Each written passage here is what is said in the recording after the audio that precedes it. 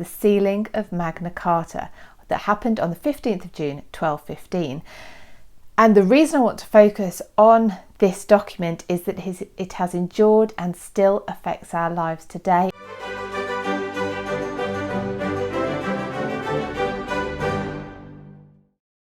So we're going to go right back and have a look at what happened on the 15th of June 1215, what the document actually said, what it was like, what it meant, we're going to look at the name Magna Carta as well, and what that actually meant then, and we're going to go on to talk about how that name has evolved in terms of its meaning and its significance and what it represents in our minds.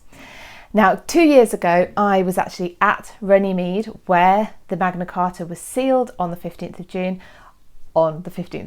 So I'm going to intersplice today's episode with some of the footage that I took while I was there as well. So it's going to be enjoyable. It's going to be intriguing, I hope. So 2015 saw the 800th anniversary of the sealing of Magna Carta. And that is when my interest in it was pricked. And the reason that I continued to develop my interest in Magna Carta, and I still have a long way to go to learn even more, I am absolutely sure, is that my understanding of Magna Carta was actually so far removed from the actual events right back in 1215, but also from how Magna Carta has been used throughout time and how it still affects us now. And so I thought you would be interested as well. And hence this episode is going to be dedicated to Magna Carta. So we're going to begin by going to Runnymede and finding out a little bit more about the Charter and about the place where it came into being. I've come to Runnymede on the 15th of June, the anniversary of the sealing of the first issue of Magna Carta in 1215 by King John. And the Magna Carta has stood the test of time because of the essence of it, not necessarily the actual content of the charter that was drawn up in 1215. Now, that charter was actually known as the Charter of Runnymede, where it was sealed.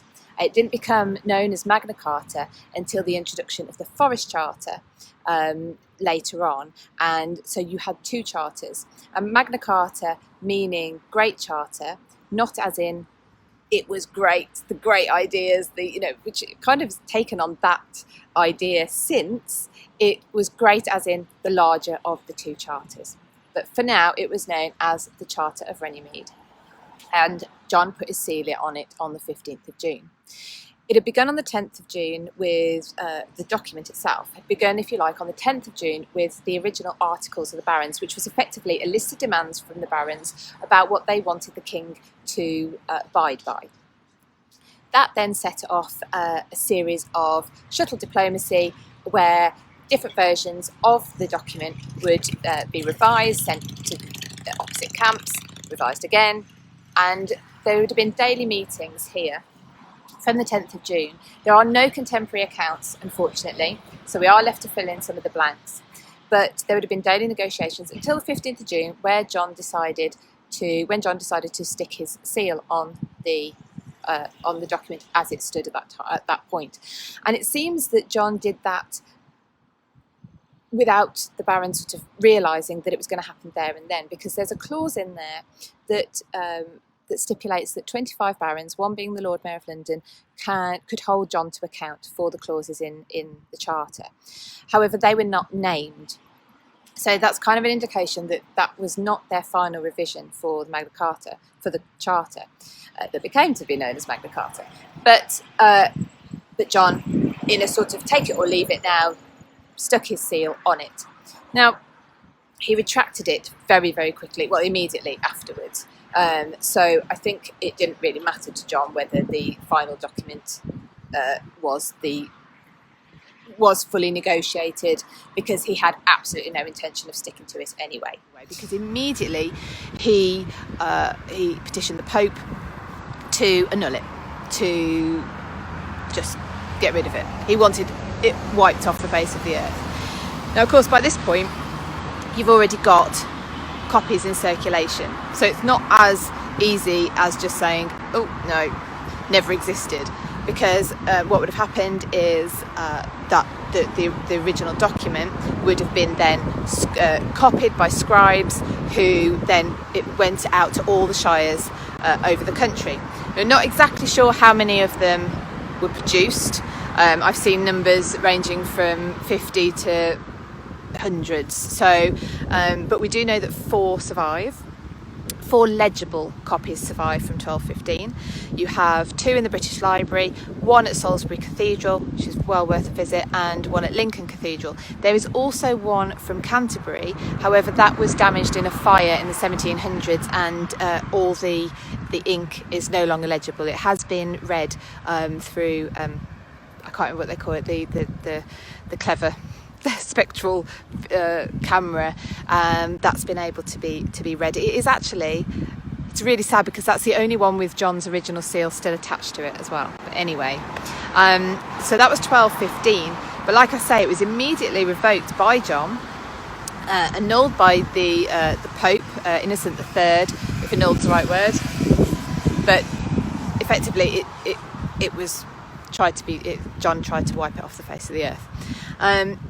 It's really only because of John's death from dysentery the following year, and his son coming to the throne, Henry III, as a minor, only the age of 9, that actually ironically led to the reinstatement of Magna Carta. Now, what happened is, for Henry's regency, he had a regent called William Marshall, who was a powerful baron but also politically savvy. Really, what he recognised was that he could use this document that was already really, really important to the barons, so the powerful men of the country. This document meant so much. They'd gone to war with their king about it, so it really meant a lot. And so what William Marshall decided to do was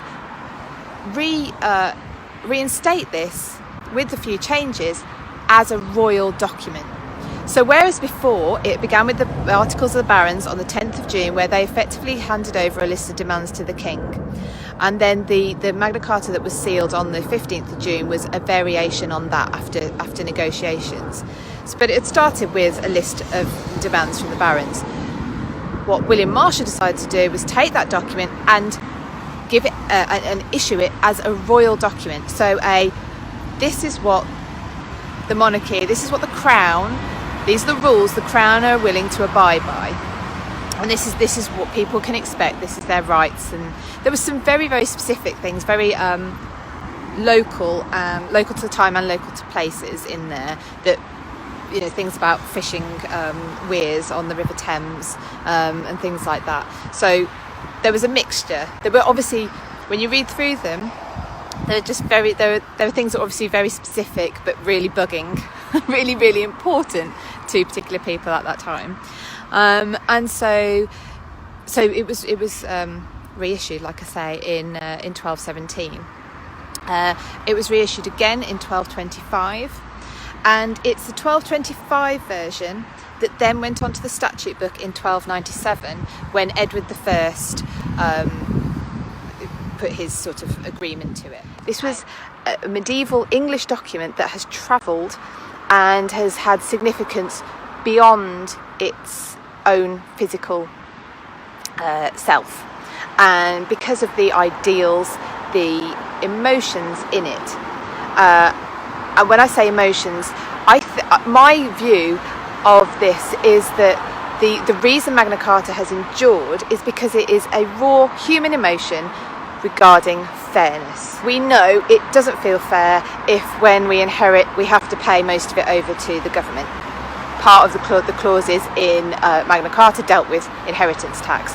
We don't want to feel that anyone is being arrested and held against their will for no reason. Being held without trial, without reason, was a clause in the Magna Carta. All these things, they're basically a raw human emotion or a consideration. We know what feels fair and what doesn't. Now, what Magna Carta did was write it down for the first time. So Runnymede as you can see, is a field. I'm on the banks of the River Thames. If I turn it round, can you see the rivers behind me? I don't know if you can see, that's the river anyway. So it's already an ancient meeting place. Its name meant sort of a place for speech, a place for talking. It was good for other reasons as well. It was halfway between the King's camp at Windsor and the Baron's camp in Staines. We're about an hour away from London here. So these negotiations weren't taking place in London. London was actually already captured by the barons at this point. John had lost London. So he was in his favourite castle in Windsor, which is about a 7-minute drive from here. So Runnymede, again, it was also a kind of we're next to the river. It was kind of boggy. So not a great place for either side to decide to launch an attack on the other. So there's kind of safety in that as well. As you can see, there's a road that goes through it nowadays, which I happen to think is a great shame. So here I have for you a facsimile of one of the 1215 Magna Cartas, so one of the original Magna Cartas. And this is one that's been facsimile of one that's in the British Library. The British Library have two, Salisbury Cathedral have one and Lincoln Cathedral have one. First of all, let's talk about why they're different. So this is the one that's in the British Library. It looks different in shape and style slightly to the others, and that's because they were each unique. They're on parchment, which is treated animal skin, and the document shape size would be dependent on the shape of the animal skin. So there's one difference. Also, the markings that you see on the parchment are the markings of the animal skin. So there's another uniqueness as well to the document. Each one was handwritten by a scribe. So again, you have a uniqueness there in the handwriting, and probably, I imagine, differences with odd mistakes, such like as you get with copied documents. The document is written in Latin, and you'll see that although we think of Magna Carta as having numbered clauses, because that's how it's translated for ease, you'll see that actually on the document itself it is continuous writing. It's not set out in paragraphs or spaced out in any way. And that was purely down to saving space. Like I say, the parchment is an animal skin and it's expensive. It takes time to produce. So, and there were a lot of these to copy and send out to the shires. So, to save space, the writing is all continuous. It's written in Latin. The document is 4,500 words long, and it's broken down into 63 clauses by modern numbering. Like I say, it's all continuously written, but there's 63 different clauses. This is the 1215 version. So this is the original version, and the version that never got very far. It was revoked by Pope Innocent III within weeks of it being issued. He and John had made up, after Pope Innocent III had actually excommunicated John, they'd made up. England was under the overlordship of the Pope, and the Pope wanted John to fight on the Crusades with him. So there was reasoning behind Pope Innocent III's support of John when he wanted to pull this document. Throughout medieval England, the Magna Carta was sort of revived and reissued at certain times, generally when they needed to, well, always when there needed to be a reassertion of the power balance between the king and the people, whoever the people were included in that definition at that time, depending on when it was. And it was a reassertion of the King's promises to rule, almost rule by consent. Yes, you can rule, but there's things that you need to do if you're going to be, if we're all going to be happy while you're doing that. And I think the fact that it comes up again and again is an indication that the kings weren't actually that good at keeping to their promises. And then after the medieval period, it goes a little bit quiet on the Magna Carta front until the 17th century. There is a reference to Magna Carta in a law about weights and measures under the rule of time of Henry VII, the first Tudor king. Interestingly, in Shakespeare's play King John, it doesn't mention Magna Carta. Perhaps the Tudor and early Stuart period, I'm not sure when King John was written, was not the time to remind people that in the past people had been able to hold their monarch to account. But we don't go that far into the reign of the Stuarts before Magna Carta becomes very important. And I think it's from this period that we probably get our interpretation of what Magna Carta means from. I think this was the seeds of it. And these are, of course, the English Civil Wars, with Charles I on the throne being accused of tyranny and ruling without due process, he wasn't calling Parliament, he wasn't consulting with the representatives of the people. So it became really important, and the opposition to Charles I were looking for something that to use to demonstrate Charles's behaviour, that Charles's behaviour was wrong. Magna Carta provided the perfect vehicle for this. Not only could it be said that Charles was betraying the terms of the Magna Carta, the terms between that had been set between the monarch, the crown, and his people, but this was an ancient document, so it was sort of a double whammy. He was cutting through that relationship in the time, but also through an established ancient agreement. Magna Carta owes quite a lot, I would say, to a lawyer at this time called Sir Edward Coke, spelt Coke, but I'm sure it's pronounced Cook, and for its sort of totemic status that it develops. In my reading, seems to be the first one to refer to Magna Carta in terms of its size, which I think is where we get this idea that it's the Great Charter, as in the brilliant charter, or Americans I don't think use the word brilliant, so the fantastic charter, the for the content.